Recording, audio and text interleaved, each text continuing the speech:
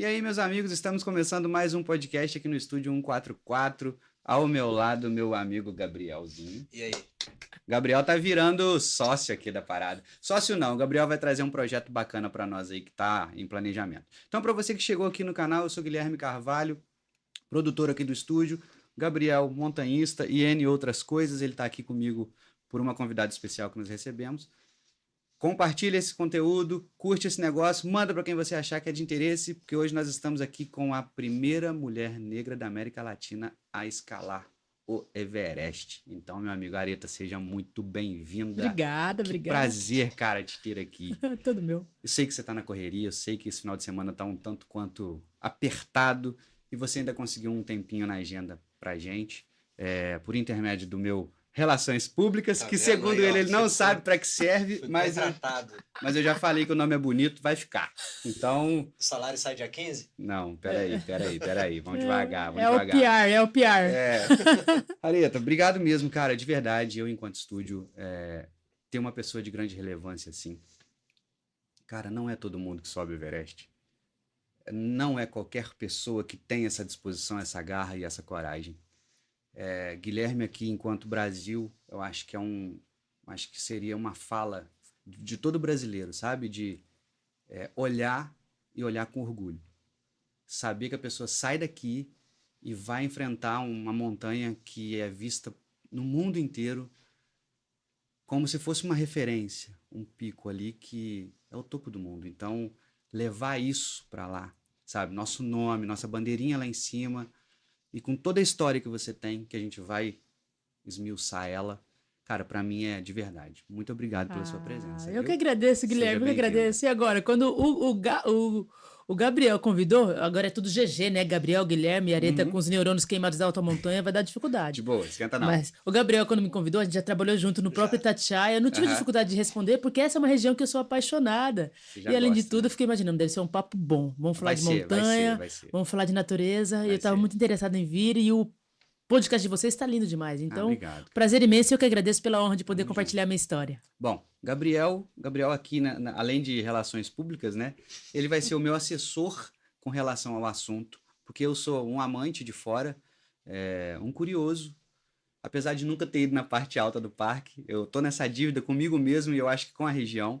Então ele tá aqui para dar essa somada no conteúdo. Sim. Mas antes de tudo, eu trago a minha parte do estúdio, que é conhecer histórias. Né? Eu me lembro que apareceu um recorte seu, não sei por qual motivo, acho que o algoritmo falou assim, assiste isso aqui que você vai conversar com ela. Legal. E aí apareceu recortes assim, aleatórios sobre montanhismo, eu acho que por conta de outras pessoas que eu sigo também, o próprio Gabriel.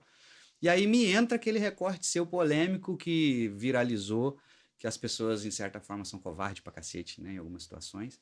Mas, enfim, não é o caso, a gente hoje tá para falar de coisa boa. E eu quero conhecer quem é a Areta. Uau. Como funciona, como que surge essa ideia, como que a Areta começa a inventar de ser trilheira e de trilheira, sei lá, amadora, tá no topo do mundo. Como que surgiu isso? Da onde? Bom, o post que você está comentando é do Areta no Everest, ou melhor, o Everest é racista, não é isso? Acho que foi algo nesse sentido. E foi curiosa essa postagem, porque eu falei muito desse tema no sentido de trazer a reflexão para a sociedade, especialmente a sociedade brasileira, de que é uma atividade muito cara ainda para a gente praticar em logística, em equipamentos, em treinamento, em preparação. E por conta disso, claro, por conta do racismo estrutural, é difícil de pessoas negras estarem na montanha. Obviamente, quando a gente fala que a Areta se tornou a primeira negra latino-americana a estar lá, não é porque foi a primeira que teve vontade. É porque foi a primeira que teve, enfim, foi encontrada alguma oportunidade, aí eu estive lá. Mas foi esse post que viralizou e eu fiquei até triste de um certo ponto, mas feliz, porque é o tipo de post que me fez chegar nessa oportunidade da nossa conversa. Isso que eu ia falar. É bom porque, demais nesse sentido. Às vezes, eu comento com o Gabriel, a gente ainda não virou aqui, até por conta disso também. Quando você traz assunto de relevância, né, Gabriel? A gente brinca e fala assim, a gente tem que fazer uns negócios esquisitos. Mas às vezes a proposta nem é essa, né? Então a internet é covarde, realmente. Com certeza. A romantização que cria-se na internet é algo que a gente não tem noção, só vive na pele.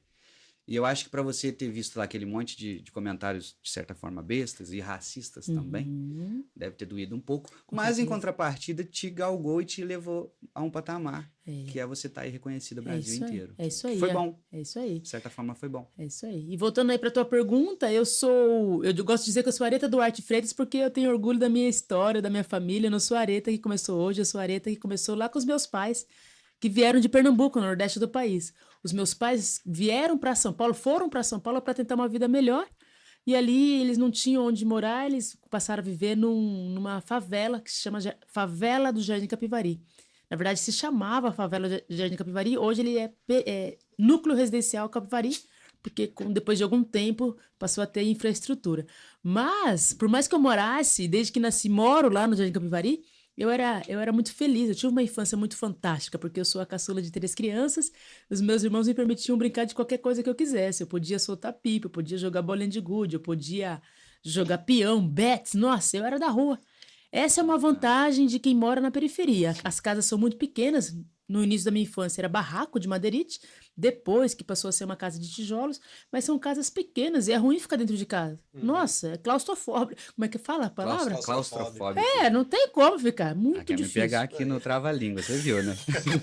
Quase que não sai. Eu me peguei. Não, e uma infância boa, né? Porque infância boa. tendo dois Possibilidade. mais velhos, quer dizer que você era protegida. A protegida e a incentivada. Então, toda vez que eu queria praticar alguma atividade que diziam que não era pra mim, por exemplo, futebol, eu até vi aqui do coração o Baby, né? O Baby... Nossa, o Baby acaba com a gente, né? Acaba com a gente e delata a idade. Quem conhece o Baby sabe que já passou dos 40 anos de idade. Dos 40. Então, quando eu era criança, eu absolutamente não era incentivada pela sociedade a praticar futebol, porque não era aceito, era um esporte de meninos. Mas eu tinha os 2 irmãos mais velhos, deixa ela jogar. Quem falou que não é pra ela? Eu me sentia livre. E isso era realmente muito potente na minha infância, porque eu me sentia livre para praticar o que eu quisesse. O que me encorajava e me empoderava o tempo todo. E aí eu fui estudando, além de gostar de esportes, eu amava estudar, porque eu amava adquirir conhecimento. Eu ingressei em ensino médio técnico, em processamento de dados, e com esse ensino médio, a partir de bolsa de estudos, eu comecei a ter acesso a algumas oportunidades, algumas experiências, e comecei a entender que, dependendo do acesso educacional que nós temos mais oportunidades na nossa vida. Minha remuneração enquanto estagiária naquela época do ensino médio, de um banco, estagiária de um banco, me possibilitou ajudar muito lá em casa.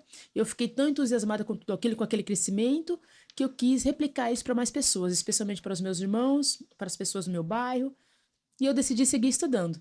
Eu fui a primeira pessoa da família a ingressar ao ensino superior, escolhi educação física, eu queria atuar em escolas, eu queria lidar com crianças e adolescentes, e foi durante a faculdade de educação física que eu ouvi falar sobre montanhismo. Eu assisti a uma palestra dentro de uma operadora de montanhismo, que inclusive eu trabalho nela até hoje. Tá aqui o nome, ó.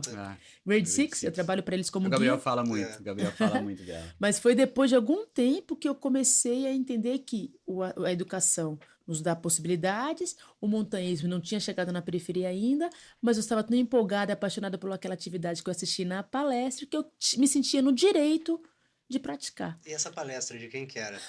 Na ocasião, era do Rodrigo? Foi do Rodrigo Raineri, que já não está entre nós, Sim. né? Rodrigo Raineri, que era um dos fundadores da Grade 6. A Grade Grade 6 foi fundada em 94, essa palestra eu assisti em 2007. E eu consegui ingressar na operadora em 2011. Houve muita resiliência, muita determinação para conseguir ingressar. Coração enorme. Sem dúvida, sem dúvida. Tive a oportunidade de o conhecer também. Que bacana. Cara, sensacional. E técnico, né? Técnico.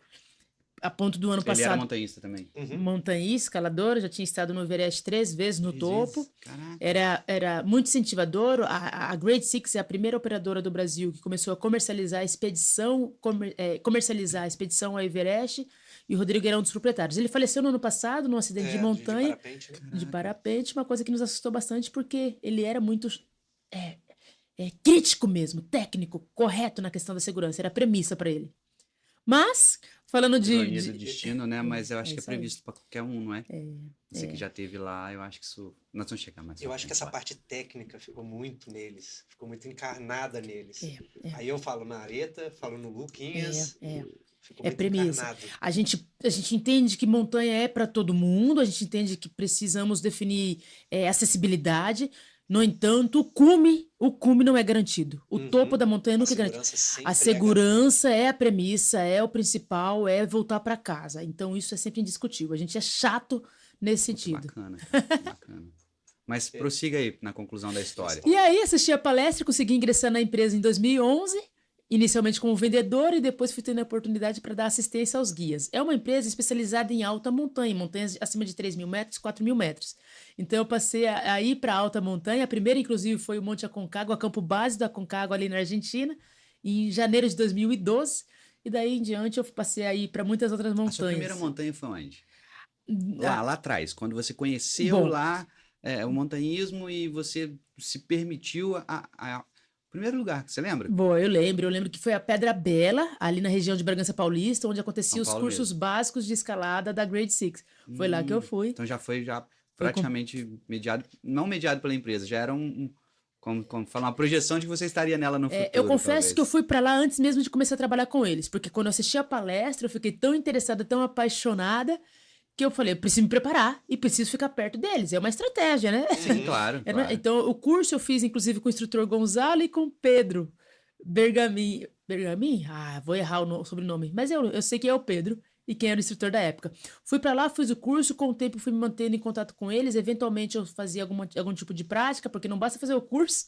Precisa praticar. Sim. É igual dirigir. Igual fazer podcast. Igual fazer podcast. Cara, eu já errei muito aqui. É isso. E a gente vai melhorando. A cada vez que pratica, a cada saída, né? A gente vai melhorando. Então foi Pedra Bela, próximo de Bragança Paulista, estado de São Paulo. Bom. É contigo. Você que entra na parte técnica aí agora, filho. E a alta montanha? Qual foi a primeira alta montanha? Foi a Aconcagua, né? Aconcagua. E não foi pro topo. A Aconcagua é a mais alta montanha fora do Himalaia, tem 6.962 metros de altitude, quase 7.000. Eu fui para lá para ir até o campo base, Plaza de Mulas. Lá são 3 acampamentos bases. A gente foi pela Plaza de Mulas, que é a mais tradicional, a mais frequentada. Eu me lembro que eu fiquei na montanha 6 dias. Quando eu voltei pro hotel ali em Mendoza, eu falei, o que a galera vem fazer aqui, gente?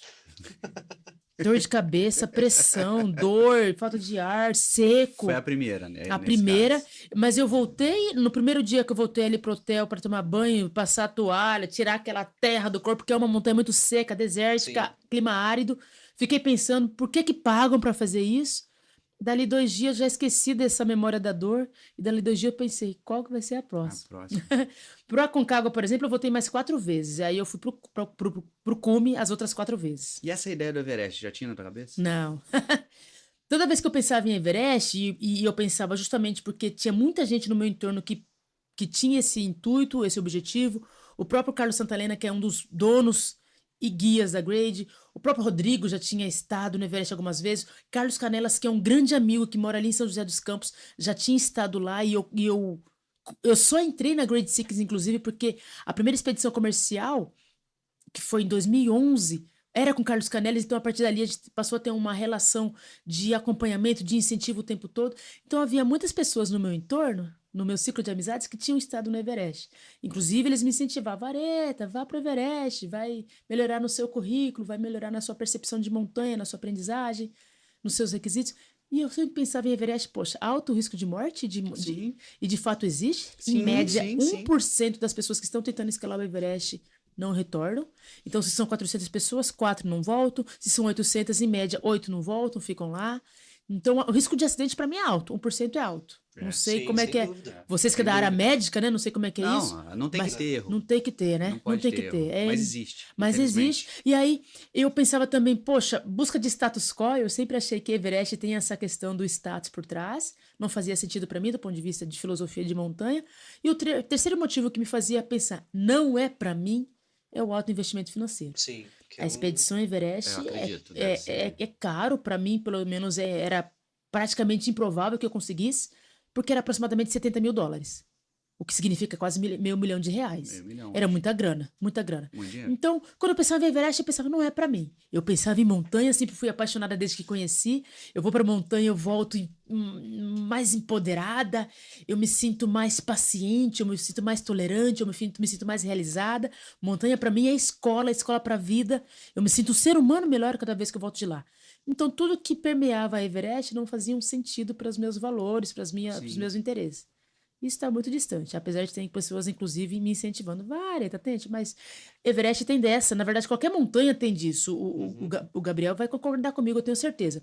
Se você não tem muito clareza do propósito para estar lá, é melhor nem ir. Porque no meio do caminho, na primeira adversidade, você vai querer voltar. Você vai querer voltar, você vai colocar empecilho. É o famoso arrumar um problema para cada solução. Exato. Aquilo que a gente falou com o Reginaldo.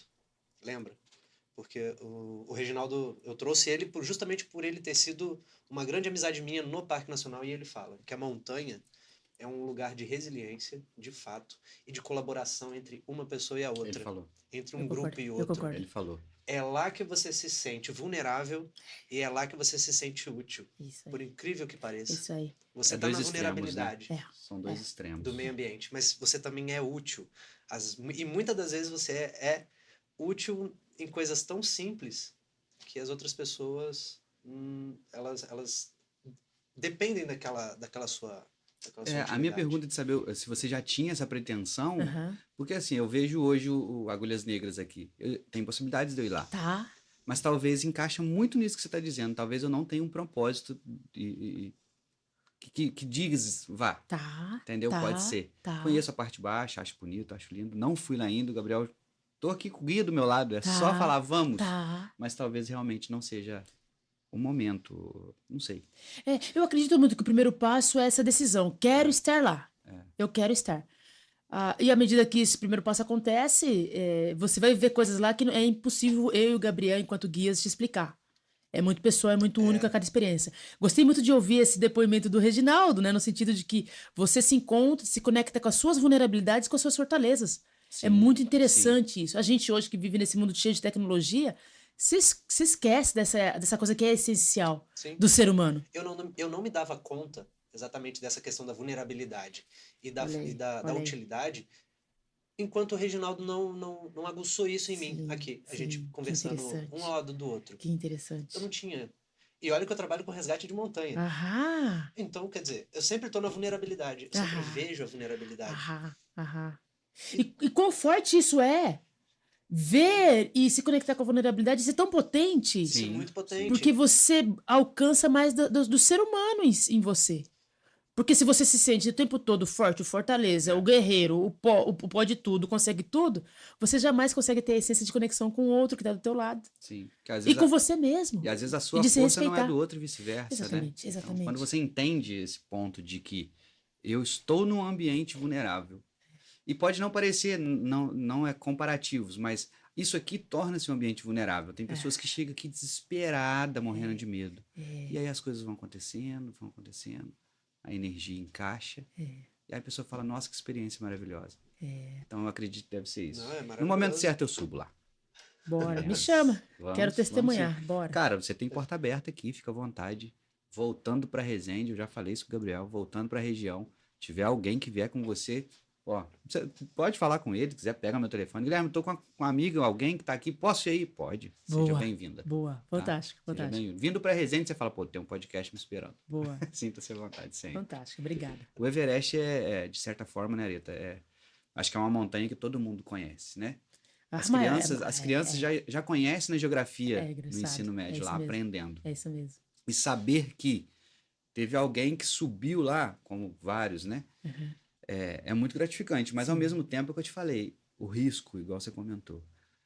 Cara, será que vale muito a pena mesmo? Eu sempre olho. E quando o Gabriel fala de você, eu falei, meu Deus, cara, eu tenho que conversar com essa mulher. Eu tenho que entender o que passa na cabeça dela. É curioso essa questão do valer a pena, né? É muito louco, porque né? Parece subliminar, subconsciente. Subjetivo.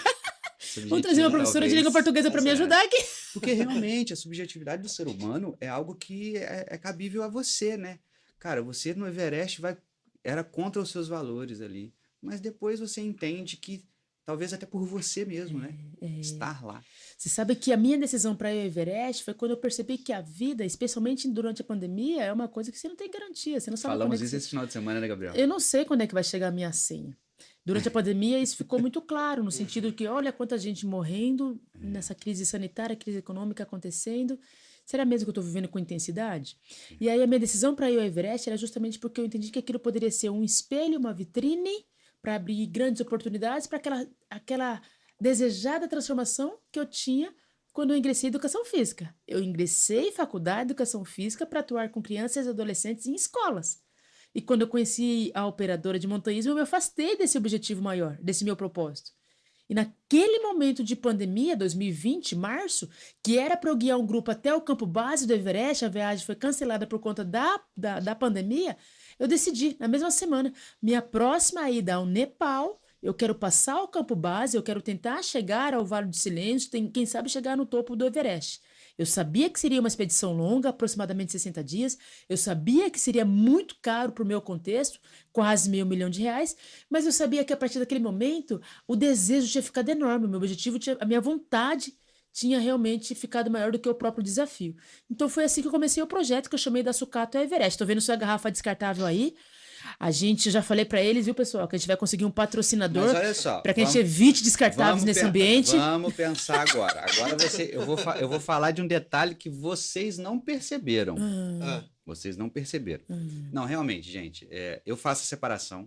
Eu sempre deixo ele fora. Existe o pessoal da reciclagem que faz. Boa. Tem um monte de tampinha separada dentro dos copinhos lá. Verdade, estou vendo daqui. Aquelas sensacional. Para que é? Essas tampinhas um amigo meu leva pra Pai de Volta Redonda. Sensacional. Ele falou assim, junta com tampinha pra mim, o Wendel. É muito ele legal. separa, então eu aprendi a separar isso pra eles. Então daqui a tampinha vai pra lá, isso aqui vai pro lixinho separado. Mas vocês não perceberam nisso aqui, ó. É um disco. É verdade, é um disco. Não é um LP, como é que chama esse menorzinho? Eu percebi Não, sim. É um disco. Só que é o menorzinho. De dentro da LP. Vamos lá, vamos contextualizar agora, ó. Eu tinha visto. Tá É que a gente vendo? delata na cidade. Tá vendo? Eu tava fingindo que eu era jovem, que não sabia o que era. Isso aqui é o seguinte, o Fernando, ele é o curador aqui da Feira de Discos de Resende. E ele faz... Feira de disco é o que tem aqui? Tem. A cada 3 meses lá no shopping Resende, Cê ele tá faz brincando? essa feira, aí junta lá vários expositores, tanto para troca, para venda, Tá. como... Aí é CDs, acho que tem até fita, se eu não me engano, Tá, e os discos. tá. E aí os discos que ele não serve como venda, Porque troca... tá arriscado, talvez? Não, e às vezes é disco que não vende mesmo. Tá Sei lá, um bom. exemplo, Domênico, não sei o quê. Ninguém sabe quem é esse Tá cara. bom. Aí ele faz artesanatos. E ele pega esse miolo do disco e vira porta-copos. Como é que é o nome dele? Fernando Curaien. Curaien. Eu vou procurar o Instagram Tem no dele. Instagram dele. Legal, né? Demais. E aí, assim, o pessoal fala, é Demais. cinzeiro. Serve também, só que o cinzeiro, em todos os casos, vai queimar, é plástico. Pode colocar uma Sabe como que é planta, feito isso fica aqui? legal isso aí. Ele pega, Esquenta, né? ele pega o disco inteiro, coloca sei lá, Uma panela, talvez. embaixo e põe no forno. Sensacional. Aí ele vai derretendo, derretendo, derretendo e faz esse formatinho. Dá pra fazer um monte de coisa. Faz Guilherme, inhame. O Guilherme não entendeu. A gente fez a chamada aqui. Queria fazer uma crítica só pra ele falar de todas as possibilidades sustentáveis que tá rolando aqui. Peguei vocês Muito no bom, pulo. garoto. Então, É por isso que eu aceitei o convite. Tá pensando o quê?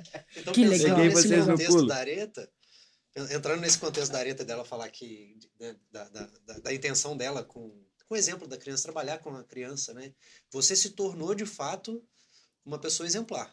Você é um exemplo no montanhismo. Poxa Você é um vida. exemplo de mulher. Puxa vida. Né? Você é um exemplo. Aham. Eu tive a oportunidade de acompanhar isso. Sim, A você tava mais caminhada perto, dela né? pro Everest. Eu a conheci, eu já nem lembro o ano, Areta. Não lembro. Com certeza antes do projeto. Isso eu tenho certeza. Foi bem antes, Bem antes. bem antes da pandemia. Isso eu tava mesmo. com o Lucas Sato, Uhum. tava com o Luquinhas. Aham. A gente foi trabalhar em algum lugar que eu também não lembro, acho que era Ourinhos, Dourados, era um cantão. Tá. A gente foi dar a instrução. Mas onde que entra o contexto? Eu acompanho a Areta já tem um tempo, né? Então eu queria que ela contasse a história. Ah, olha o que ele trouxe. Essa primeira blusa. Aqui, ó. Essa camiseta é sua? Essa camiseta é Dele. minha. Massa demais. Ele falou dessa camisa. Que camiseta é minha. sensacional. Que sensacional. Deixa do seu ladinho aí, vai. É Deixa eu falar. isso, é isso. Gente, a gente vai falar só de sustentabilidade hoje. Nós somos um exemplo. Que demais. Gente, é assim, quando eu comecei o projeto da Sucata Everest, então houve a decisão, vou ao Everest. E isso pode se tornar vitrine para eu fazer os meus projetos sociais acontecerem. Mas eu continuava sem o dinheiro.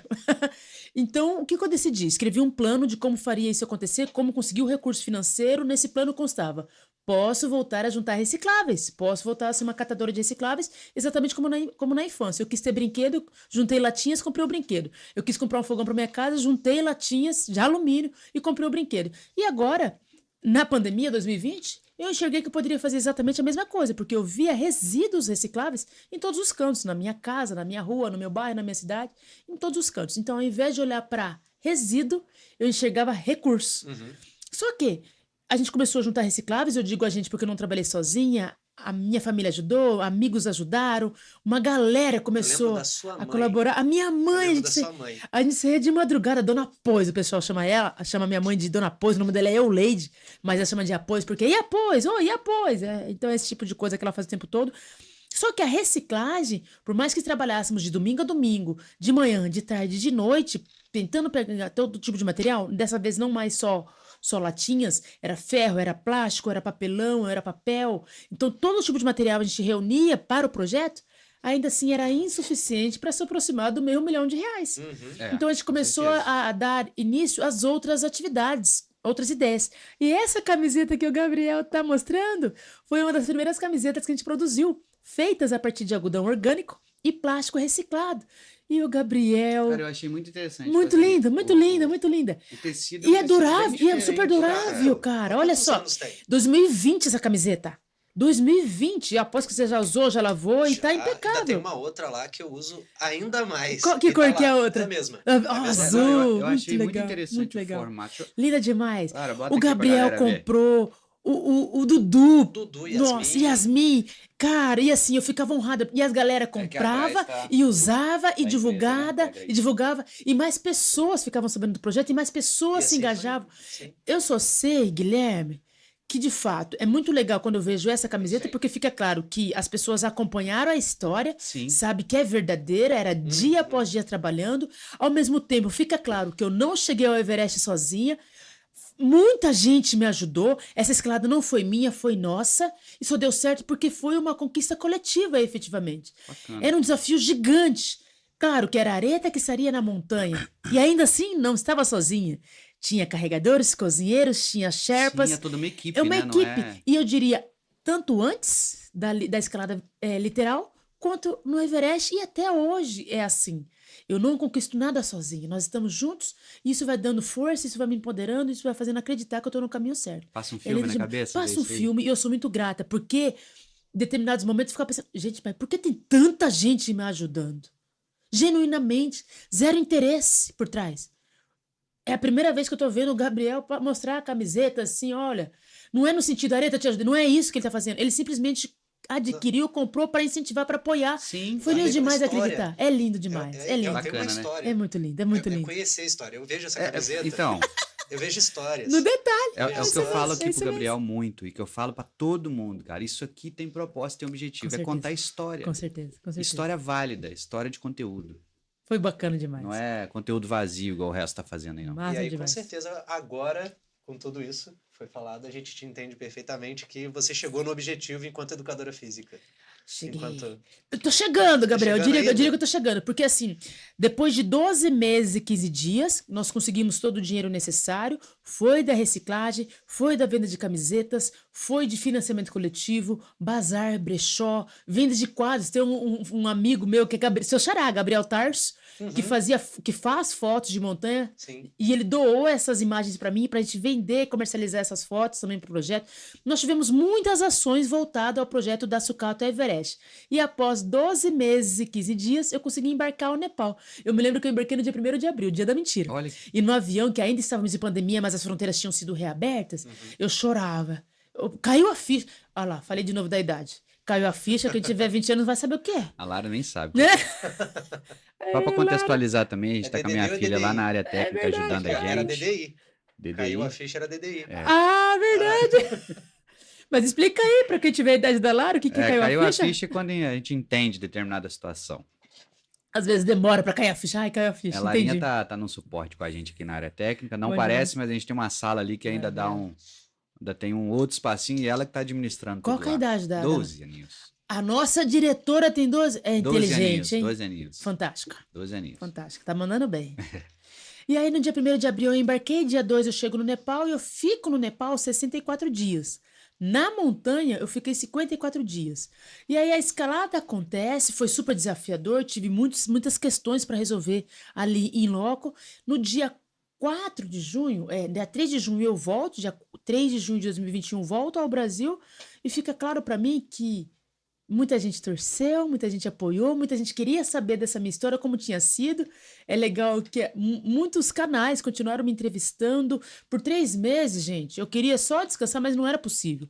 Porque por 3 meses pós-escalada, eu fui muito assediada por TV, por rádio, por televisão. Eu fiquei maravilhada. Gente, vocês acham que a garota Areta da periferia de Campinas, de Capivari, tinha imaginado um negócio desse? Não tinha como. Não tinha Não possibilidade de eu imaginar um negócio desse. E aconteceu.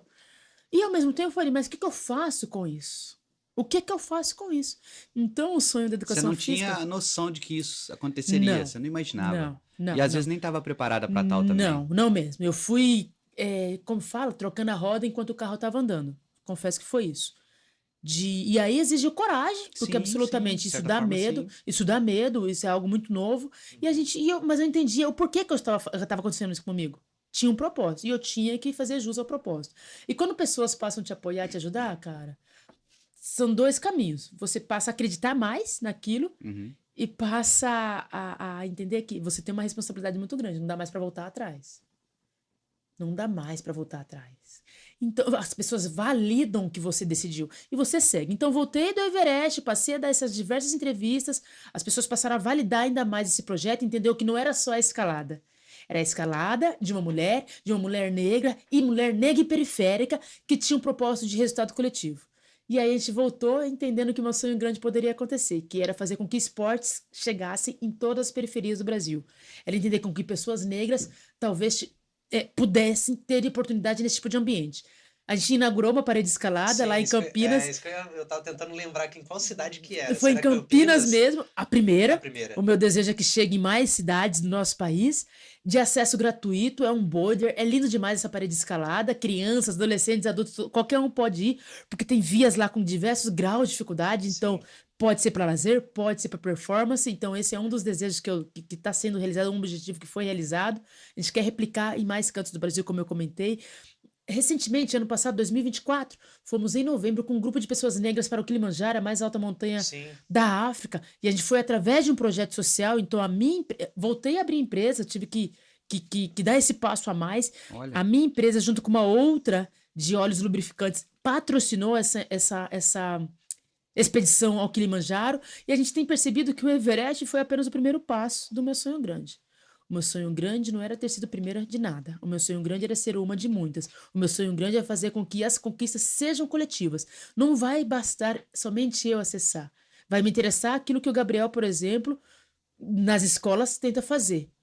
Fazer com que mais crianças estejam nesse ambiente. Estejam presentes nesse... Incentivar o montanhismo. Fazer com que mais incentivar pessoas Não, estejam nessa atividade. E é plausível, cara. Você vê assim que um troço que não tinha objetivo virou um movimento que outras pessoas apoiaram também, né? Igual você falou. E eu falo isso com o Gabriel aqui, cara.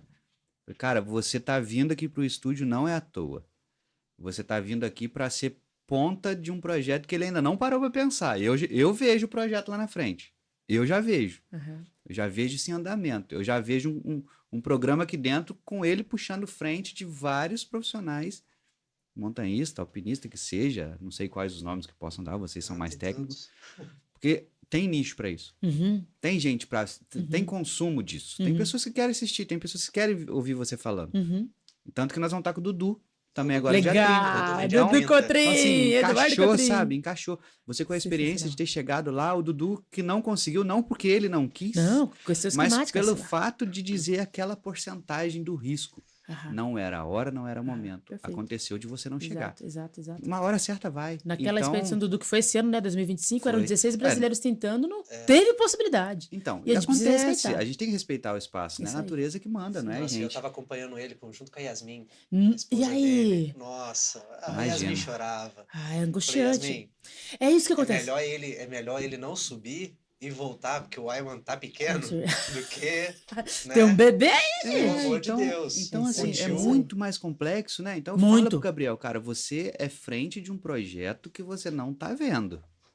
Mas é assim, é muito interessante, Guilherme, quando a gente respeita o espaço do outro, né? De repente é uma página que você está acreditando e que ele não enxerga e o Não. contrário é verdadeiro. E de repente quando ele chega, como no meu projeto, Sim. não é que eu não tinha ideia da proporção que iria alcançar, mas eu só iniciei tendo clareza do objetivo e do propósito. Eu sabia que aquela minha ida ao Everest, que inclusive tinha a ver com risco de morte, eu arrisquei a minha vida porque eu reconhecia um propósito maior por trás. Eu reconhecia que esses projetos socioambientais poderiam passar a acontecer a partir da escalada. O Gabriel me conhece antes do destaque Everest. Desse processo, antes né? Mas isso é uma minoria de pessoas do Brasil. Mesmo no segmento. Mesmo quem está inserido acredito. nesse nicho do montanhismo. Tinha muita gente que não. Quando eu fui para Everest, já eram 9 anos de experiência em alta montanha. Aí, pra você ver. E ninguém me conhecia. O Everest traz essa visibilidade. E às vezes a gente tem que ser disruptivo mesmo, aproveitar da estratégia disponível e fazer acontecer. Agora, Areta, você voltaria para o Everest? Eu tenho que ser sincera, eu voltaria, gente. Voltaria. Eu voltaria. acredito. É incrível, é fantástico. Eu não imaginava a potência daquilo. E eu acho que você voltaria uma outra mulher. Você voltaria uma Absoluta. outra mulher. Cada experiência única. Experiência única. Tenho certeza. Tenho Você certeza. voltaria única. Tenho certeza. O que seria decisório, né, decisivo para eu ir novamente? A questão financeira. Hoje, tudo que eu faço, enquanto busca de recursos, são voltados a esses resultados coletivos, aos projetos sociais, de repente, a contribuição com a família, algo nesse sentido. Eu não iniciaria um projeto do zero, como eu fiz em 2021, para conseguir esse recurso para ir para o Everest. Eu iniciaria para os projetos sociais, mas eu não faria como eu fiz para o Everest. Foi muita grana, eu acho que R$500 mil dá para reverberar aí mais vidas. Dá, com certeza. Nossa, Dá pra mudar imagina. muita coisa. Mas talvez também seja o que o Gabriel falou. Você foi com aquela cabeça daquele momento. Hoje você volta completamente diferente. Sempre, com mais sempre. experiência, talvez. E trazendo outros objetivos. É muito legal quando a gente ousa, né? Como a gente, é assim, a primeira coisa quando a gente fala de vulnerabilidade é perceber que sim, todo mundo terá. O medo que a gente sente é natural, a menos que a gente seja, sei lá, tem alguma questão psicológica, né, que não nos permite conectar com essa vulnerabilidade. Mas se você tá dentro da normalidade, você vai exatamente. Não tem como. Exatamente. Então você vai perceber seu medo, mas o mais importante é não permitir que esse medo te bloqueie. Sim, sim. A gente precisa ousar, a gente precisa superar. Sim. E aí as coisas acontecem quando você realiza, mesmo no caso do Dudu que não conseguiu chegar no topo. Tenho certeza que ele voltou Outra pessoa. outra Outro pessoa, profissional. realizado. Cara, tenho deve certeza, ser assim, uma tenho coisa certeza, surreal tenho certeza, mesmo. tenho certeza. E não foi porque ele não quis, porque condições... Não ele foi, sabe, cara. A gente Vocês conhece a gente Dudu. precisa, O cara não é precisa- treinado, o cara tem conhecimento, Pois o é. cara tem técnica, Não não precisa foi. ir muito longe. Essa semana teve um evento lá. Teve os mais de 800. Ficaram Recente presos, agora, né? teve um Nevasca lá. Nevasca É isso lá, mesmo, isso enfim. mesmo. Ficaram presos. Então, você vê. Previsibilidades climáticas, tem coisa que não... Não tem como você prever E isso. fora isso, a gente tem percebido também que no caso do Everest, as previsões têm sido bem diferentes de, sei lá, 5 anos, 10 anos atrás. A gente está com uma expectativa de que a temporada era de março a maio, até um tempo atrás, e a gente está percebendo que isso está mudando. Eu desconfio que daqui a pouco vai até junho, por exemplo, temporada de escalada ao topo. As mudanças climáticas, o aquecimento global está acontecendo. Sim. E está interferindo E está interferindo lá. diretamente, absolutamente. Então, isso. E aí a gente está na transição. E aí fica difícil para a gente Ainda acertar fica por nesse enquanto. processo de estudo, né? Porque tudo tem ciência, eu sempre falo Tudo pro tem Gabriel. ciência. Agora me diz uma coisa, você falou que ficou 60 dias lá, né? Na montanha 54, exatamente. Mas a expedição foi de 60 dias. 64 de sair do Brasil até eu retornar. E geralmente é esse tempo mesmo, ou você que... Para ir ao cume do Everest, geralmente o normal, né? A forma tradicional, 60 dias. A gente que é do montanhismo, a gente sabe que tem gente fazendo em uma semana Everest, né? Sim, usando tecnologias tem aqueles que faz o treinamento em câmaras hipobáricas, sim, isso sim. mesmo. Então existe um contexto não só da escalada, da subida, mas um contexto fisiológico de adaptação ambiental. Absolutamente, do próprio exatamente. ambiente. Exatamente. A gente reserva exatamente 60 dias, 2 meses, porque nós temos que gerar aclimatação, adaptação fisiológica e bioquímica ao ar rarefeito. Sim. A gente não consegue viver, né, sem oxigênio. Então, a gente vai estimulando o nosso corpo naquele ambiente, sobe os acampamentos altos, volta para o acampamento base, para o nosso corpo entender aquele ambiente e fazer a adaptação, principalmente hormonal, para a gente conseguir sobreviver naquele lugar. Aí, a partir da zona da morte, 7.500, 8.000 metros, a gente passa a usar, é recomendado a usar o oxigênio suplementar. Mas São 8.848, 8.848,5. 8.849 quase. 849. Isso aí. Como a Areta tá falando, hoje em dia a tecnologia já vai facilitando. Então Isso tem aí. gente, né? Existem montanhistas hoje que já se preparam. Por exemplo, aqui na sua casa, a gente coloca uma câmara hipobárica e você dorme lá. Isso aí. Então gera essa baixa processamento. de É oxigênio isso aí. para o seu corpo adaptar. É isso aí. Entendi. Fica 1 mês, 2 Fica meses um dormindo, né? Parece Dormindo um nisso. véu, né? Mas uma É. câmera ali na cama. Então te facilita. É. Né? É. Você não vai ficar 60 dias, mas você vai ficar uma semana. Teve até o pessoal esse ano, acho que foram os ingleses. Tinha uns militares lá, né? As forças de elite, os caras fizeram em 7 dias. E tem Caraca. um outro tipo de gás também que eles estão utilizando. Então, tem uma série de tecnologias aí que estão sendo disponibilizadas, testadas, obviamente, Uhum. porque de algum modo foi a primeira vez que isso ocorreu. Havia um brasileiro, Rodrigo Xavier, que tentou, a partir desse processo de câmara hipobárica. É hipobárico. E aí, Eu falei ele hiperbárico. por exemplo, o Rodrigo faria em 45 dias aproximadamente, ou seja, 15 dias a menos do que o tradicional. O Rodrigo, que é brasileiro, Rodrigo Xavier. E tava junto com o Dudu. Uhum. E tava na mesma pegada no dia de Atacama junto com o Dudu.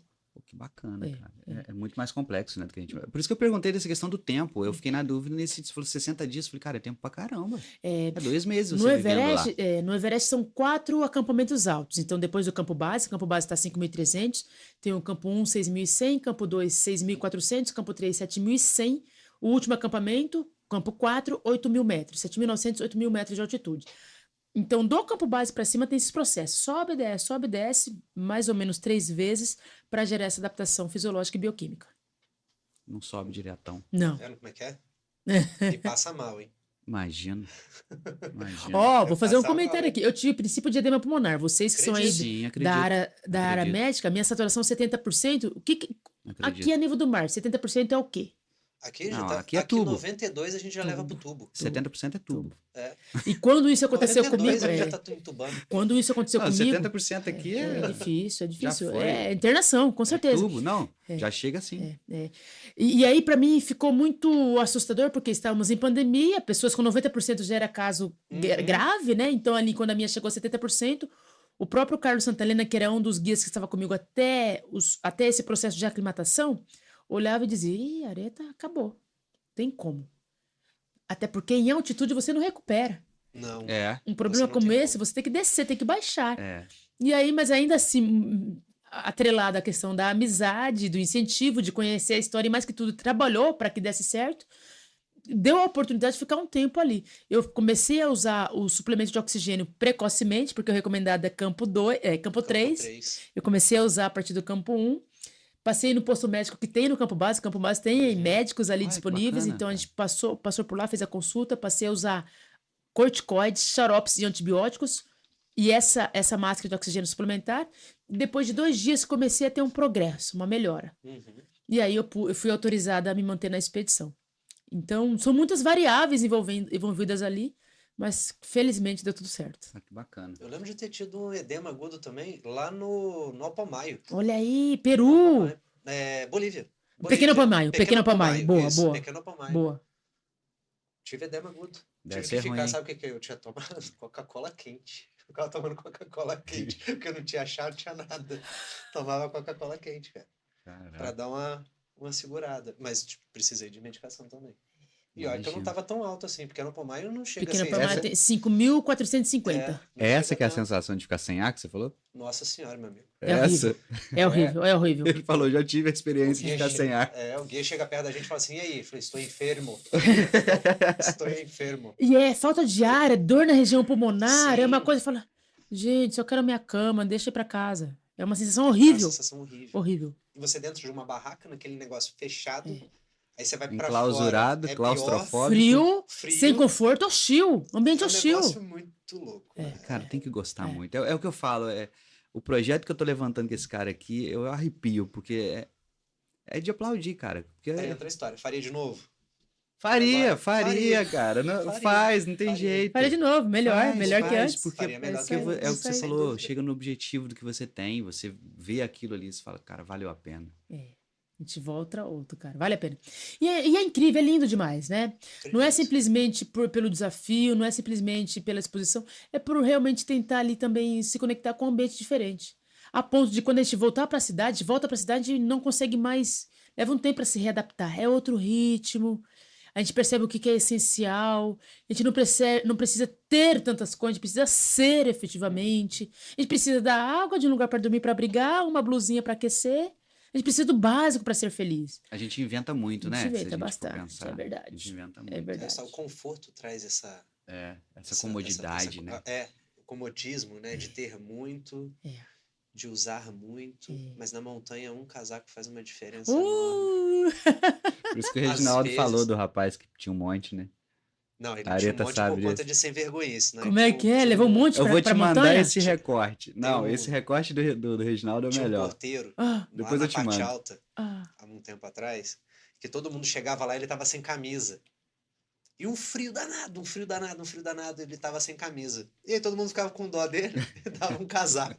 E aí, no fim das contas, ele já tinha uma coleção Você de tá casaco. brincando? Ele tinha uma coleção de casaco. Tem esse Estratégico, recorte lá estratégico. no Instagram. A galera que tá assistindo aí, se quiser, vai lá no Instagram do São as estúdio que histórias tem lá. Coitadinho dele. Que dó que Coitado dava, né? dele. Era assim. Mas o Reginaldo também não tá longe disso, não, tá? O Reginaldo não tá longe disso. Ele pegou a dica. Ele ficava uma semana lá em cima de plantão na portaria. Ah. Como que ele roubou cigarro do meu tio? Ah, imagina. Do tio Guti. Como que ele Imagina. roubou cigarro? Imagina. Aí o tio Guti só sacava 2 e dava um maço pra ele. Mas, gente. Mas eu garanto que ele fazia isso com as outras pessoas. É possível. Duvido. que ele não Areta, fazia uma com coisa que eu outras comentei. pessoas. Duvido. Imagina. A montanha te faz se virar, né? Uma coisa que eu perguntei pro Gabriel é que eu fiquei desesperado, assim, cara, enquanto leigo, né? Você vai subir o Agulhas Negras. Lá você tem grampo, você finca na montanha, na pedra, e você sobe. Tá. Aí eu perguntei pra ele falou assim que coloca no gelo. Tá. Eu falei, Gabriel, não dá. Não Dá, dá. Ele dá, dá. cara. Eu falei, não dá. Não Cara, vocês são muito. Cara, dá, e no caso do Everest é necessário que se Sim, tenha. eu fiquei desesperado de saber que você finca um grampo no gelo e você vai ficar segurado naquele negócio. Você imagina, na minha cabeça de leigo, eu falo, aquilo vai derreter, aquilo vai soltar, não vai dar E certo. cordas e cordas e cordas. Quilômetros e quilômetros de corda. O Everest, por exemplo, é uma montanha em que a maior parte dela nos campos altos tem a corda fixa, Uhum. que funciona exatamente como um corrimão. Sim. Você conecta a sua cadeirinha, sua solteira, e aquela Ela fica você ali. e fica ali. Se você de repente escorregar, você fica pendurado naquela corda Ah, fixa. teve um acidente que eu vi também, não sei onde foi. O selfie? Não, o cara Não, tava foi agora filmando. de Yosemite lá. O cara tava filmando, ele Esqueci estava o nome numa dele. trilha em cima do gelo, do nada o cara escorrega e vai embora. não é do nada, não é do essa nada. não. Achei que você tá falando de Esse aí é do outra. selfie na do China. selfie, isso. Esse aí se desconectou. É ele que soltou o equipamento, Ele então. que soltou, ou de repente não rosqueou, né? Porque tem essa. Uhum. O mosquetão tem uma rosca. Se não Sim, for trava sim, aí automática, você já ele tem vi. uma rosca. Então, ou soltou, e a gente não tem esse detalhe na filmagem É. que apareceu, ou ele soltou. Olha, mais um gatinho ali, Ah, gente. esse é o Zé. Zé. Esse é o Zé. Segundo. É o Zé e a Rosa. Boa. Os dois mascotinhos. Ou o participante desconectou propositalmente para fazer a foto, ou estava não rosqueado e soltou sem querer, mas o que aconteceu é que aparentemente ele se afastou para fazer a foto selfie e escapou da corda fixa. Sim, ele sai escorregando, se escorregando, vai É, embora. E ele não estava com piqueta, ele não conseguiu fazer Sim, existe um procedimento de técnica de recuperação de queda com piqueta, mas também existe o procedimento que se você não tem a piqueta, você faz com os braços. Mas aí tem que ter a técnica, tem que ter exercitado isso antes, senão não vai saber. Infelizmente, ele É. ele morreu. E aí, por isso que eu Ele falei morreu. da questão da segurança, que são os grampos nessa corda, que você falou que eu já vi algumas Isso. imagens, o pessoal sobe Isso. realmente com uma corda amarrada, vai subindo, aí Isso. chega lá na frente, passa pro outro e vai indo, isso eu vi. Mas esse cara não tinha, ele desceu, é por isso que eu falei, do nada, ele Você viu que na filmagem ali tinha uma fila de pessoas Sim. e todos estavam conectados na corda. Sim. Ele, por algum motivo próprio ou, enfim, algum acidente, se soltou. Então ele caiu e foi embora e morreu. E o gelo é tão resistente quanto nessa questão da perfuração. É sempre importante avaliar, mas eu tenho- é sempre importante avaliar a condição do gelo. É, tem que avaliar o local. Você vai botar na Exatamente, neve. não é qualquer neve. É igual o congelador das geladeiras mais antigas. Tem aquele gelo que tá mais solto, E tem E tem aquele o que outro também mais esponjoso, e resistente. tem aquele que é mais fixo. O fixo, né? Até pela coloração você consegue perceber se está em condição de fixar esse parafuso, porque é um parafuso na neve, para você rosquear. E isso tem aos montes. E lógico que é comprido, é longo, né? Para ter essa segurança garantida. Acho que vai ser desse tamanho. esse mais ou É menos. isso aí. Quando ele me falou, dentro. não consigo acreditar nisso E, não. ó, vou te Ele falar que cara, eu falei, o mas de esse troço aí rocha- não sai. Não, mas o de rocha, O de gelo é mais ou menos isso. Isso. O de rocha É é isso isso aqui, aí, ó. cara. É isso aí. Ah, vocês são corajosos A física demais. explica. Você não gosta de ciência? A física explica. É possível. É possível. Não, eu acredito que seja. E a pra gente se você... pendura ali. Opa! O tempo todo. O tempo todo. E no caso, Aí- e no caso do Everest, 300 pessoas por dia, assim. Pra ir lá no pico tem que fazer isso aí? A gente consegue te levar sem ter que se pendurar. É, ele tá buscando uma desculpa, né? Tá vendo? Tá buscando. Ele tá Você buscando vai. uma desculpa na solução. Se Você vai. é... Vai dar Não, eu certo. quero saber o que eu vou encontrar lá previamente. Se você não quer encontrar Aí, isso, é possível. Bora, bora. Tem um problema aqui nesse podcast que toda vez que eu gravo com alguém, eu arrumo um problema pra mim. Ah, Uma foi fazer uma viagem com um amigo, outra foi fazer uma tatuagem, agora eu tô vendo que eu vou ter que ir no pico, né? eu acho importante você ir tirando os problemas, que vai ficando muito acumulado, cara. É Já melhor você ir resolve nas logo. agulhas negras comigo do que ir pro Everest. Eu acho que vou com É você. mais fácil. É mais fácil. Agora, é curioso esse comentário, você havia perguntado sobre o tempo. Então, para ir ao cume do Everest, a gente reserva 60 dias, de maneira tradicional. Mas existe um roteiro que é super mais acessível, do ponto de vista de tempo e de grau de dificuldade técnica e física, que é o Campo Base do Everest. O Campo Base do Everest é um dos lugares mais visitados do ponto de vista de alta montanha, porque não exige nenhuma técnica de escalada. Você precisa apenas estar condicionado, bem condicionado, para fazer caminhadas longas, em média 5 km por dia. Lindo demais! Nossa, é um Imagina. paraíso, porque Eu tem vejo por montanhas, fotos, montanhas gigantes no seu entorno, assim, em todo o vale, que é lindo demais. Deve Então, ser mesmo. para quem quiser ir ao Campo Base do Everest, é esse o compromisso nosso? É isso? Não, não faz comigo não. Eu detesto frio. Eu morro de E é frio. O 44 vai me patrocinar, eu vou. Ué, vamos pensar. Bora, levar a bandeira 144 lá. Vamos Boa, pensar. Você boa. já tá levando a caneca pra deixar de recordação boa, lá. boa. Espero que tenha Boa. sido uma boa história. Não estamos terminando, mas estamos quase. E aí eu queria que você resumisse em duas questões, que eu sei que você tá agarrada no tempo. Hoje eu vou encontrar as meninas do Elas na Trilha, que elas estão lá me aguardando. É uma comunidade. Eu aproveito para falar de tudo. Você percebeu, né, Gabriel? Aproveita o ensejo. A câmera é sua. Elas na Trilha é uma comunidade de mulheres que praticam trekking, trilhas e corridas de montanha. Olha aí. Elas escolheram Tatiaia para fazer essa Olha saída que de bacana. agora. Um treino. Estão desde sexta-feira, vão ficar sexta, sábado e domingo lá. Eu quero encontrá-las. Vamos comunicar que Puxa, ano que nossa, vem cara, elas vão correr então a Evolution, que é a corrida onde eu sou responsável pelo resgate. Aí, ó, Ah, Já bora. vamos fazer um Convite. convite aqui, Boa. que ano que vem, Boa, junho. Em junho do ano que vem, elas precisam ir na Evolution. boa. Vamos Já colocar. vamos alinhar isso aí. Te coloco em contato com a Isadora, que é uma das organizadoras. Fantástico. Perfeito. Show. Eu me coloco como mídia aqui pra vocês virem divulgar. Aí. Show de bola. Tá vendo como é que vai encaixando as É coisas? isso aí. Não, no Everest eu não vou. Tá não bom. tenho dinheiro Por primeiro. hora. Nunca diga nunca, nunca diga sempre. Se um Por hora. dia que vai acontecer, a gente vir aqui, eu patrocino o Gabriel pra ir. Aí, viu? Esse Olha, falei por que tá essa eu não Já gravado. esperava. pensou? Já pensou? Gravado, hein? Se... Eu tô te falando, rapaz. Muito Vou bom. começar a malhar agora. E aí eu Malhar. te falo, Areta, você vai com ele? Bora, bora. Eu queria, assim, que a gente... só até por conta do tempo a gente finalizar um pouquinho daqui a pouco. Satisfação pessoal, dificuldades, como que foi, no fim das contas, um resumão de, desde do sucata ao Everest, dificuldades a gente sabe que teve, mas algo assim que tenha marcado em você, porque provavelmente foi tudo, né? Mas deve ter sempre ali alguma com aquela cerejinha do bolo, que é onde você olha para trás e fala, pô, foi isso. As dificuldades tem, mas eu acredito que deve ter tido momentos ali que você falou, isso aqui é que tá complexo, sabe? Enfim, Uau. de geral. Eu confesso que esse projeto da sucata ao Everest, a própria escalada e até hoje foi muito encantador e me conectou assim com a autopercepção da minha capacidade, do meu potencial. Eu falo sempre que nós todos temos PIB, que é Poder Interno Bruto, é um conceito que eu acabei desenvolvendo aleatoriamente assim, porque eu acredito que de fato todo mundo tem um potencial gigante de grandes realizações. Muitas vezes falta uma estrutura familiar, estrutura econômica, social, sei lá, alguma condição que dificulta o acesso das pessoas ao seu máximo potencial.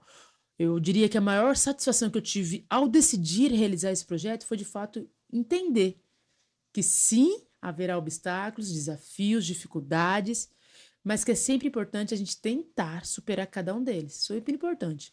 Pode ser que eu não tivesse conseguido embarcar para o Nepal e ter a expedição? Poderia. Mas o mais importante era ter dado o meu melhor, sabe? Ter feito o máximo que eu pudesse. Podia ser que eu não tivesse chegado ao cume do Everest? Poderia. Mas o fundamental era ter feito tudo o que era possível com os recursos que eu tinha. E foi feito. Então, a minha maior satisfação de todas essas realizações é perceber que sim, eu tenho potencial, assim como todo mundo tem, e que sim, eu prefiro ousar tentar do que ficar com a desculpa, não dá pra mim. Não é possível. É realmente ir um passo de cada vez, como numa escalada. Uhum. A gente sabe que tem um cume, a gente sabe que aquele é o nosso norte, mas o que está disponível é só o próximo passo. A gente nem sabe se vai chegar lá. Então, um passo de cada vez, pouco a pouco. E seguir em frente. Bacana.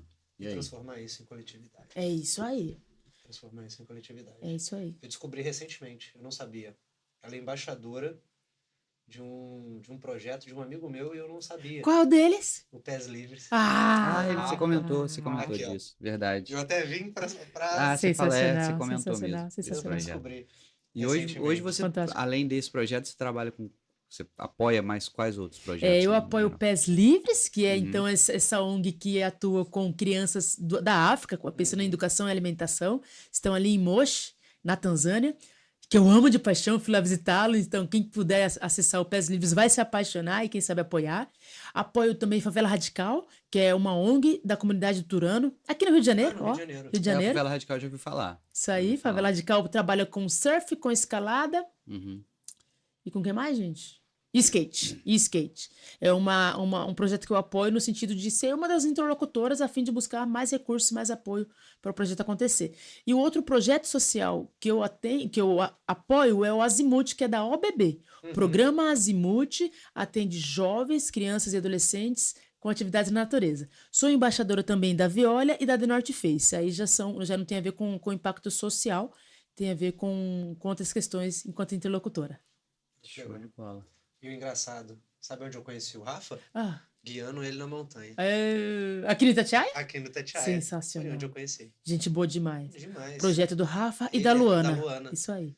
E aí eu vi aquela criança, a Flor. Ah, a filha dele. Nascer? Não, eu vi nascer. Ah, assim, pequenininha. Pequenininha. Aham. Eles vieram pra cá, eles Ó, estavam faz um grávidos. tempinho. A Flor tá com quantos anos agora? Deve estar com... Areta. Poxa, Caraca. respeito o baby. A gente não pode falar de idade aqui. Olha. Gente, eu não chamei a Lara para conversa, mas tem alguma dúvida, Lara? Que você tá aí assessorando a gente? Já ela entra com o microfone, tem que mexer lá. Demora Eu um acho que a pouquinho. Lara tá pensando, quando é que eu posso ir com você, pai? Pra Itatiaia? Nossa. Já fecha aí a agenda com o A Gabriel. parte de baixo ela já foi comigo, ela Que conhece. legal. É Ela bonito, conhece. é bonito. A parte de baixo eu fui. Bonito. Foi, né? Parte de baixo ela Com a falou. escola também. Ah, A beleza. Flor também tá bem Como foi baixinho. a Tá sensação? Aumenta seu microfone aí que tá baixinho, filho. Meu Deus, peraí. bem baixinho. Oi. Oi. Oi, agora melhorou. Bem, fala. Como foi a sensação de chegar no topo? do Everest? Uau, Lara! Profunda. Como foi a sensação de chegar ao topo do Everest? Eu confesso que no dia de ataque ao...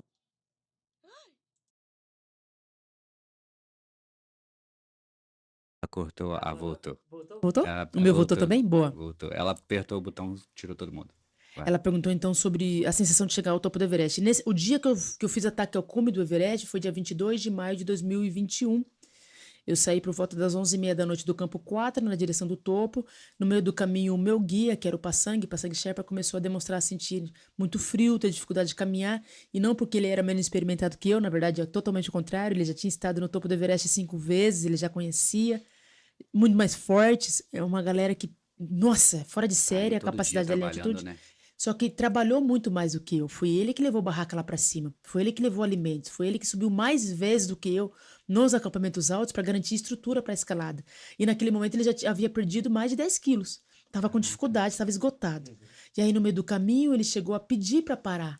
Areta, vamos voltar porque tá muito frio. Fazia mais ou menos 30 graus Celsius nesse dia. E ele estava com dificuldade. Eu cheguei a propor para ele, assim, Passangue, me deixe sozinha. Tô vendo uma fila de montanhas na minha frente, dá para eu chegar. Você volta pro campo 4. Passangue não autorizou. Ele tinha preocupação com a minha segurança, ele estava cuidando de mim. E antes da gente começar a descer, eu falei, Areta, que vergonha pelo que você propôs. Você não tá nem aí pro Passangue. Aí antes de começar a descer, eu decidi pedir desculpas a ele. Eu levantei a minha viseira, eu baixei a máscara de oxigênio, olhei pro Passangue e falei, Passangue, me desculpa pelo que eu falei. Eu queria muito subir, eu trabalhei muito para isso. Hoje eu estou muito bem, já recuperei da queimadura de córnea, já recuperei do princípio de edema pulmonar. Hoje eu estou muito bem. Mas se você tiver que congelar um dedo, um pé, uma mão, não me interessa mais subir. Me desculpa pelo que eu falei. Ele ficou olhando para mim, ele não esperava essa conversa ali. Em seguida ele secou o meu rosto, eu já estava chorando, era um misto de emoções. Ele voltou a minha viseira, ele voltou a minha máscara, ele virou na direção do cume e voltou a escalar. E aí, 8 horas depois dessa conversa, nós chegamos no topo. Quando eu cheguei no topo com o paçangue, eu ajoelhei e agradeci. Eu lembrei de tudo que tinha acontecido, eu lembrei de todos os desafios das pessoas que me ajudaram. E eu agradeci. E entendi que aquela ali era uma possibilidade dada por um ser maior. Na minha opinião, Deus. Foi ele que me possibilitou que estivesse ali, porque foi muita coisa que eu passei para conseguir aquilo. E só ele que me deu autorização. Cheguei, ajoelhei, agradeci, depois fiz foto, depois tomei água e depois de 15 minutos eu desci. Uhul. No máximo 15 minutos, no máximo, com certeza. Muito pouco bacana, tempo. muito bacana. Então, a sensação, Lara, respondendo, é uma sensação de gratidão, de plenitude, de realização e de me sentir realmente a última bolacha do pacote, porque aquilo ali é um privilégio. Eu acredito. E Eu é acredito mesmo. que deve ser. Bom, então a gente encerra por hoje, pelo seu horário. Por mim, eu ficaria aqui mais tempo. Eu agradeço. Eu acredito que chegar ao topo é o que você falou, é a conversa que você tem direto com Deus, porque é só você ali. Não tem mais ninguém. É isso aí. Acima de você, teoricamente, só ele. É isso aí. Então, o pico mais alto do mundo, eu acredito que a gente possa, talvez, deixar nesse sentido, de que a hora que você chegou lá, conversou com ele, agradeceu, e era você com ele mesmo. É isso aí. Como eu não posso estar lá, eu faço daqui. E eu acredito que ele também ouve. E ter você aqui nesse sentido, para contar a sua história, foi um misto de coisas, de circunstâncias e situações, claro, mediado pelo Gabriel, agradecendo já antecipadamente. Eu que agradeço a O Areta. meu próximo host, quem sabe, de estar aqui no projeto, de falar sobre os esportes em si, que ele gosta muito disso. Para mim é uma satisfação enorme. Um estúdio que começou há um ano, igual eu te falei aqui nos bastidores, um estúdio que começou há um ano. Hoje eu tenho aqui a primeira mulher negra latino-americana a estar no topo do Everest. Então eu acho que hoje eu me sinto também a última a bolacha do pacote. Ah, No meu caso não é bolacha, é biscoito. é biscoito, Eu sou, viu? Peraí, eu sou não. do Rio. Biscoito. Vixe. Não, aí é demais, tá vendo? Biscoito. Então hoje eu falo que o Estúdio 144 pode ser sim considerada a última bolacha do pacote, porque eu tenho uma pessoa aqui que é referente. Poxa vida. Uma honra ouvir isso, uma honra mesmo. E eu posso dizer que cada um de nós tem um cume, cara, de Everest. Não precisa ser o literal, não. Parabéns aí pelo trabalho, tá sendo bem Beleza. bacana, bem lindo. Então eu te agradeço pela disponibilidade, pelo tempo de estar aqui. A gente sabe que você está nessa correria. O Gabriel que ficou mediano aí com vocês. Ontem vocês estavam trocando mensagem e eu trabalhando também, fazendo um monte de coisa, porque de certa forma tem o pré, tem a produção e tem o Com pós, né? certeza. Sempre existe essa tríade de trabalho que as pessoas não vê, mas o bastidor, quando está acontecendo, é muito mais complexo. Então, primeiramente, Gabriel, pela essa mediação, e se aproprie do que é seu, que lá na frente eu tô vendo coisa boa. Mas foi o que a Areta falou. Tô começando A gente tem cair que a ficha. respeitar o espaço do outro. Eu respeito o seu espaço, mas eu tô aqui do ladinho dele. Ah, A o hora que espaço você é der seu. oportunidade, eu junto nesse espaço com você. Seja bem-vindo, tá? Nesses projetos que eu já tinha te falado. A Areta, então, eu vou ficar agradecendo por um bom tempo. Nós vamos ter aí bastante recorte para divulgar para as pessoas. Tirar um pouco do que foi falado com relação ao recorte viral, que hoje a gente senta com você e te conhece, de fato. Nessa uma horinha eu não conheço você por inteira, mas a gente conheceu um pouco da sua história. É isso aí. E, cara, obrigado mesmo. Eu que agradeço. Considerações da sua parte? Eu agradeço, eu acho que foi divertido. Pra mim foi super divertido. Espero que pra quem for nos assistir, que seja divertido também, muito bom, muito potente. Minhas considerações é somente agradecer. Show de bola. Sigam-me, pessoal. Eu quero saber, quem quiser saber mais de montanha, de projeto social, é só me chamar, que eu adoro conversar. Te encontro no Instagram. No Areta com THA, Areta_Duarte. Só chamar. De bola. Eu mesma que respondo. Beleza. Larinha, obrigado mais uma vez na câmera principal aqui para nós, para aparecer todo mundo. A gente agradecer você aí pelo suporte. Ela também tá passando os apertos comigo aí, que ela tá gravando pra caramba. Tá aprendendo, mas bom tá indo demais. bom. Pra mim é uma satisfação pessoal ter minha filha aqui Com do lado, certeza. sabe? Que lindo. Isso também fez parte de uma questão que aconteceu aqui dentro, muito pessoal. Que bacana. Talvez seja o topo do que você falou. um Everest. O meu topo talvez seja aqui. Fantástico. Gente, obrigado mais uma vez por você que acompanhou a gente aí. Areta Duarte, Gabriel Fichte, Guilherme Carvalho. Sejam todos muito bem-vindos ao canal. Como eu falei, curta isso aí, manda para alguém. Tem história bacana aqui sendo contada. Conteúdo de relevância, não é conteúdo vazio. Então vem com a gente Seja bem-vindo mais uma vez. Obrigado por tudo. Até o próximo. Tchau, tchau, gente. Beijos. Muito bom. No caso dele vai ter que ficar, Nenhuma. É por causa do gás, né? Uma garrafa. Mas eu não posso fazer o meu merchan de que eu também Você pode separo falar no isso meio da aqui. gravação aí que a Areta, a sua convidada é muito chata. Ficou ué. muito triste de ter reciclável. Mas eu separo. Mas está buscando aí patrocinadores que, Isso, por favor, beleza. Fechado. ajude-nos na questão da sustentabilidade. Isso aí. Então vamos nós. Tá vendo? Que ideia. Bora, Lara. Já tá gravando, né? Bota o fone, criatura. Posso começar, filha?